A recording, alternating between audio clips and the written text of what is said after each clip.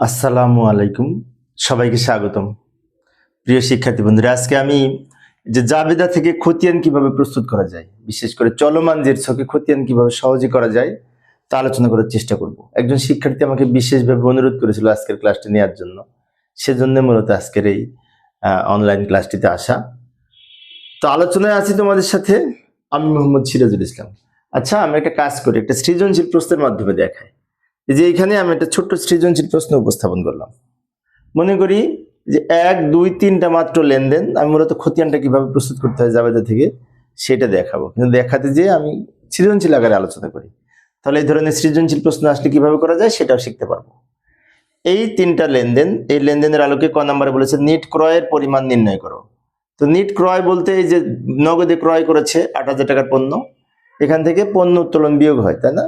পণ্য উত্তোলন বিয়োগ হয়, তারপর ক্রয় ফেরত থাকলে বিয়োগ হয়। এই অঙ্কে ক্রয় ফেরত নাই, তো পণ্য উত্তোলন বিয়োগ করব। যাই সমাধানের চেষ্টা করি। এই যে আমি প্রথমে এইখানে ক নাম্বার নির্ণয়ের জন্য এখানে লিখবো নিট ক্রয়ের পরিমাণ নির্ণয়, ছক এইভাবে অঙ্কন করতে পারি। উপরে এটা উদ্দীপকের অংশ, নিচে আমরা সমাধান করব। আচ্ছা, এখানে তারিখ লিখি। নগদে পণ্য ক্রয় কত টাকা? 8,000 টাকা। এখান থেকে পণ্য উত্তোলন বাদ যাবে। নগদে পণ্য ক্রয় যা ছিল সেখান থেকে পণ্য উত্তোলন বিয়োগ করে, এটা থেকে এটা বিয়োগ করে 7,000 টাকা। এটা হচ্ছে নিট ক্রয়, এটা হচ্ছে নিট ক্রয়। নিট ক্রয় নির্ণয়ের নিয়ম হচ্ছে ক্রয় থেকে ক্রয় ফেরত বাদ যায়, ক্রয় বাট্টা বাদ যায়, পণ্য উত্তোলন বাদ যায়, বিনামূল্যে পণ্য বিতরণ বাদ যায়। এগুলো আমরা খেয়াল রাখবো। এখানে একটি মাত্র বিয়োগ করার আইটেম ছিল, শুধুমাত্র পণ্য উত্তোলন, খালি সেটা বিয়োগ করেছি। এবার আমরা কি করব? এই জাবেদা করব। খ নাম্বারে জাবেদা বলেছিল উদ্দীপকের, তো এই 3টা মাত্র জাবেদা করব। নগদে পণ্য নগদে 30,000 টাকা নিয়ে ব্যবসা শুরু করা হলো বা ব্যবসায় মূলধন বিনিয়োগ করলো। এটা দুইটা পক্ষ, এটা হচ্ছে নগদান হিসাব, আর মালিক যদি কোনো কিছু নিয়ে আসে সেটা মূলধন হয়। তাহলে দুইটা পক্ষ, একটা নগদান হিসাব আর একটা মূলধন হিসাব। তো আমরা জাবেদায় লিখবো যে নগদান হিসাব ডেবিট, মূলধন হিসাব ক্রেডিট। টাকা লিখবো 30,000 টাকা, নগদান হিসাব ডেবিট, মূলধন হিসাব ক্রেডিট। জাবেদা করলাম, তাই না? আচ্ছা, পরের লেনদেন নগদে পণ্য ক্রয়। তো নগদে পণ্য ক্রয় তো দুইটা পক্ষ, একটা নগদ আর একটা ক্রয়, তাই না? তো ক্রয় ব্যয় বৃদ্ধি পেলে ডেবিট হয়, আর নগদ টাকা কমে গেলে নগদান হিসাব ক্রেডিট হয়। আমরা জাবেদা করব ক্রয় হিসাব ডেবিট, নগদান হিসাব ক্রেডিট। ক্রয় হিসাব ডেবিট, নগদান হিসাব ক্রেডিট। টাকা লিখবো 8,000 টাকা। সবার শেষে ব্যক্তিগত প্রয়োজনে পণ্য উত্তোলনের দুইটা পক্ষ, একটা উত্তোলন আর একটা ক্রয়। আমরা জাবেদা করবো উত্তোলন হিসাব ডেবিট আর ক্রয় হিসাব ক্রেডিট। উত্তোলন হিসাব ডেবিট, ক্রয় হিসাব ক্রেডিট। সহজ কিন্তু। 3টা জাবেদা করলাম। জাবেদা তো আমরা পারি, তাই না? জাবেদা ছকও আমরা পারি। এই জাবেদার ছক দেখে দেখে, এই জাবেদা দেখে দেখে আমরা খতিয়ান করব। মূলত আজকে আমার ক্লাসটা নেওয়ার যে প্রধান উদ্দেশ্য সেটা হচ্ছে খতিয়ান কিভাবে করতে হয় সেটা শেখানো। খতিয়ান হচ্ছে আমাদের গ নাম্বারে বলেছিল প্রয়োজনীয় খতিয়ান প্রস্তুত করো। তাহলে আমাদের এখানে হিসাব করে দেখতে হবে কয়টা খতিয়ান হবে। এই জাবেদা এখানে লিখেছি না, এখান থেকে যদি আমি কাউন্ট করি যে কয়টা খতিয়ান হবে, কয় ধরনের হিসাব আছে সেটা দেখতে হবে, আলাদা আলাদা ইন্ডিভিজুয়াল। এই একটা নগদ আছে, এই একটা নগদ আছে, দুইটা নগদ মিলে একটা নগদ, তাহলে নগদান হিসাব একটা। এই মূলধন হিসাব দুইটা, ক্রয় নগদান হিসাব আর মূলধন হিসাব দুইটা হলো।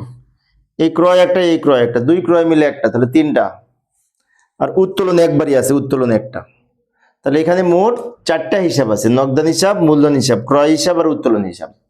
তাহলে 4টা হিসাবের নামে নামে যখন 4টা ছকের মধ্যে আমরা আলাদা করে লিখবো এটা নির্দিষ্ট ফরম্যাটে, সেটাই খতিয়ান বা হিসাব। তো হিসাব দুই ধরনের, মানে খতিয়ানের ছক দুই ধরনের, একটা হচ্ছে টি ছক আর একটা চলমান জের ছক। চলমান জের ছক বেশি করে স্টুডেন্টরা, চলমান জের ছকটা আমি শেখাচ্ছি। যাই, এই যে আমি জাবেদাটা নিয়ে এসে রাখলাম। প্রথমে এই নগদান হিসাবটা আগে করব, যে এখান থেকে উত্তরের অংশ, আর উপরে একটা খ নাম্বারে যে জাবেদা করেছি না, ওই জাবেদা দেখে দেখে আমরা নগদান হিসাব প্রস্তুত করব। চলমান জের ছকে আমাদের খতিয়ানের ছকে কি কি লিখতে হয় একটু ভালো করে লক্ষ্য করি। তারিখ, বিবরণ, জাবেদা পৃষ্ঠা। আচ্ছা, আমরা যখন জাবেদা করেছি তখন লিখেছিলাম খতিয়ান পৃষ্ঠা, আর খতিয়ানে লিখবো জাবেদা পৃষ্ঠা। আচ্ছা, এরপরে 1 2 3 4টা টাকার কলাম, তাই এটাকে অনেক সময় আমেরিকান মেথডে 4 কলাম লেজারও বলে, তাই না? 4টা টাকার কলাম, ডেবিট টাকা, ক্রেডিট টাকা, আর উদ্বৃত্তর আবার 2টা ডেবিট ক্রেডিট। আচ্ছা, এইবার আমরা এই জাবেদা দেখে দেখে খতিয়ানের মধ্যে লিখব। খতিয়ানে লেখার নিয়ম হচ্ছে, আমরা যখন নগদান হিসাব করব তখন কোথায় কোথায় নগদান আছে সেটা দেখতে হবে। এইখানে একটা নগদান আছে, এইখানে একটা নগদান আছে, তাহলে 2টা নগদান হিসাব আছে, তার মানে কি 2টা টাকা এখানে লিখতে হবে। কিভাবে লিখব? দেখতে হবে নগদান হিসাবের কোন দিকে টাকা আছে। নগদান হিসাবের ডেবিট দিকে টাকা আছে, তাহলে আমরা যখন নগদান হিসাব প্রস্তুত করব, নগদান হিসাবে যেদিকে টাকা আছে ওই দিকে টাকা বসবে, আর নাম লিখতে হবে নগদানের বিপরীতটা। তো নগদানের বিপরীতে কি নাম? মূলধন হিসাব। তো মূলধন হিসাব লিখবো, নাম লিখবো নগদানের ডেবিট দিকে টাকা, তাই ডেবিট দিকে টাকা লিখবো। আমি আবারও বলছি, আমরা যে হিসাব করব সেই হিসাবে যেদিকে টাকা আছে ওই দিকে টাকার কলামে টাকা বসবে, আর নাম লিখবো বিপরীতটা মূলধন হিসাব। এবার জেরের ঘরে লিখবো, এটা নগদান হিসাব, এটা ডেবিট দিকে জেরের ঘরে টাকা আছে, জেরের ঘরে চলে যাবে ডেবিট দিকে। এই ডেবিট দিকে ছিল না, ডেবিটে চলে গেল। ক্রেডিটে থাকলে ক্রেডিটে যেত প্রথমে। আরেকটা নগদান আছে 5 তারিখ। 5 তারিখে বলেছে ক্রয় হিসাব ডেবিট, নগদান হিসাব ক্রেডিট। এইখানে কিন্তু নগদান হিসাবের ক্রেডিট দিকে টাকা, তাহলে আমরা যখন নগদান হিসাব প্রস্তুত করব তখন নগদান হিসাবের ক্রেডিট দিকে টাকা লিখবো, ক্রেডিট দিকে। নাম লিখবো এই উল্টা নামটা, ক্রয় হিসাব। আমি আবারও বলছি, আমরা যখন নগদান হিসাব প্রস্তুত করব তখন নাম এই ক্রয় হিসাবটা এখানে লিখবো, বিপরীত নামটা, আর টাকা লিখবো নগদান হিসাব ক্রেডিট, তো নগদান হিসাবে ক্রেডিটে টাকা লিখবো। এইবার অনেকের হয়তো মনে হতে পারে এটা ডেবিটে ছিল, ডেবিটে চলে গেল, তাহলে ক্রেডিটে আছে, ক্রেডিটে যাবে না। ক্রেডিটে যাবে না, এখানে একটি বিষয় আছে, জের করার সময় দেখতে হবে যদি ডেবিটে থাকে ডেবিট দিকে তো লিখেছি, আর এখানে আবার ক্রেডিট, তো এটা ডেবিট এটা ক্রেডিট, দুইটা বিয়োগ হবে। ডেবিট ক্রেডিট ডেবিট দুইটা বিয়োগ ফল, যেটা বেশি সেই দিকে বসবে। যেমন আমি এই 30,000 থেকে যদি 8,000 বিয়োগ করি 22,000 টাকা থাকে, এবং এই 22,000 টাকা ডেবিট বড়, তা ডেবিট দিকে লিখবো পার্থক্যটা। ডেবিট ক্রেডিট বিয়োগ করে যে দিক বড় হয় সেই দিকে লিখতে হয়। আবারও বলছি, যদি ডেবিট ক্রেডিট থাকে খতিয়ান করার সময়, তাহলে ডেবিট ক্রেডিট বিয়োগ করে যে সাইড বড় হয় পার্থক্যটা সেদিকে লিখতে হয়। যেমন এটার পার্থক্য 22,000, ডেবিট বড় তাই ডেবিট দিকে লিখেছি। এইটা হচ্ছে আমাদের নগদান হিসাবের সমাপনী জের, 22,000 টাকা। এইবার আমাদের খতিয়ান করতে বলেছিল প্রয়োজনীয় খতিয়ান, তার মানে কি 4টা খতিয়ান হবে, কিছুক্ষণ আগে বলেছিলাম। নগদান হিসাবে একটা অঙ্কন করেছি, এই যে নগদান হিসাবটা সম্পন্ন হলো। এরপরে ক্রয় হিসাবের নামে একটা খুলবো, মূলধন হিসাবের নামে একটা খুলবো, উত্তোলন হিসাবের নামে আর একটা খুলবো, এরকম সেম ছক হবে। এই জাবেদা দেখে দেখে আমরা লিখব। যাই, এই যে এবার আমরা মূলধন হিসাবটা প্রস্তুত করব। তো মূলধন হিসাব সেই আগের মতো ছক, সেম ছক, ছকের তো পরিবর্তন নাই। এবার মূলধন হিসাব এক জায়গায় আছে, এইটা একটি মাত্র মূলধন হিসাব আছে, তাহলে মূলধন হিসাব ক্রেডিট। তাহলে আমরা যখন মূলধন হিসাব করতেছি মূলধন হিসাবে ক্রেডিট দিকে টাকা লিখবো, নাম লিখবো এই বিপরীত নামটা লিখবো নগদান হিসাব। লক্ষ্য করি, নগদান হিসাব নাম লিখে মূলধন হিসাবে ক্রেডিট দিকে টাকা লিখবো, ক্রেডিট দিকে। তো ক্রেডিটে ছিল ক্রেডিটে চলে যাবে। আমি আবারও বলি, লক্ষ্য করি, এই যে জানুয়ারি 1 তারিখ দিয়ে এখন আমরা মূলধন হিসাব করতেছি। তো মূলধন হিসাবের কোন দিকে টাকা? ক্রেডিট দিকে।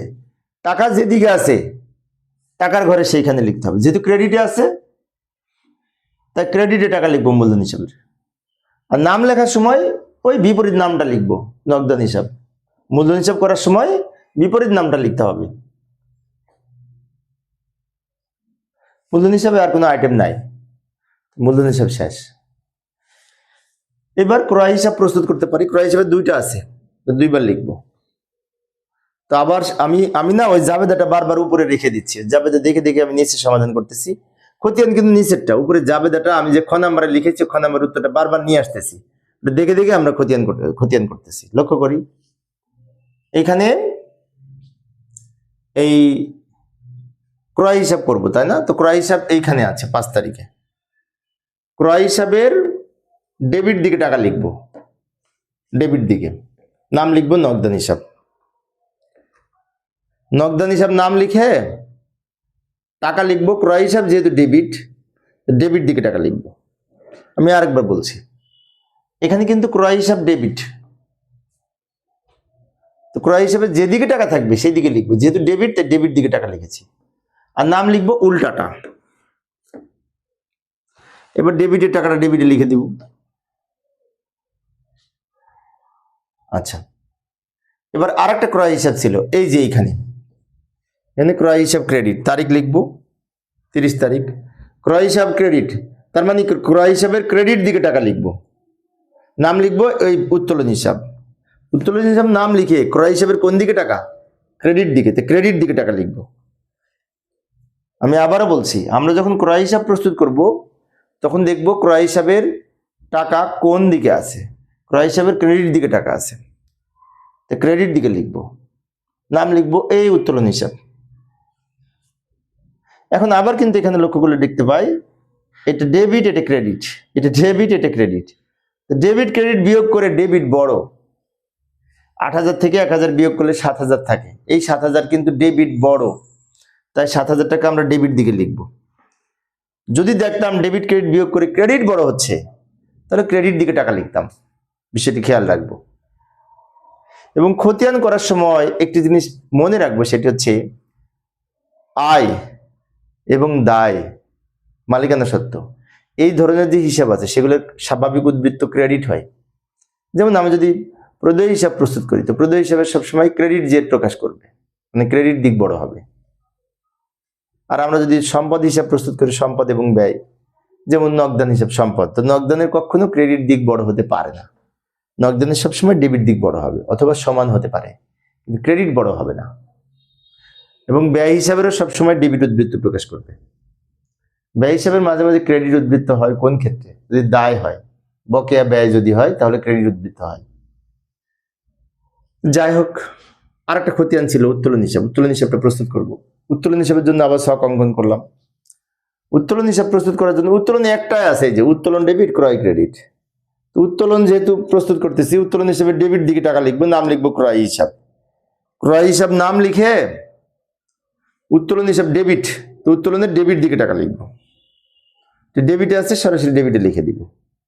এখানে কোনো আর লেনদেন নাই, তো খতিয়ান আমরা এইভাবে প্রস্তুত করতে পারি।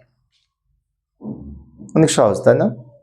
খতিয়ান করার সময় একটি বিষয় খেয়াল রাখবো, মানে আমরা যখন যে হিসাব প্রস্তুত করব সেই হিসাবে যেদিকে টাকা আছে ওই দিকে লিখবো, নাম লিখবো উল্টাটা, বিপরীত নাম লিখবো। তো প্রিয় শিক্ষার্থী বন্ধুরা, এই ছিল আজকের আলোচনা। আমি শিক্ষার্থীদের অনুরোধে মাঝে মাঝে আলোচনা করি হিসাব বিজ্ঞান বিষয়ে। আমার কলেজে আমি হিসাব বিজ্ঞানের বিভাগীয় প্রধান, সরকারি কলেজের আমি একজন শিক্ষক, পাশাপাশি আইসিটি বিভাগের আবার ইনচার্জ হিসাবে আছি। দীর্ঘদিন যাবত হিসাব বিজ্ঞান এবং আইসিটি দুইটা সাবজেক্ট পড়াই। পরিশেষে সবাই ভালো থাকবে এবং সুস্থ থাকবে, এই কামনায় খোদা হাফেজ।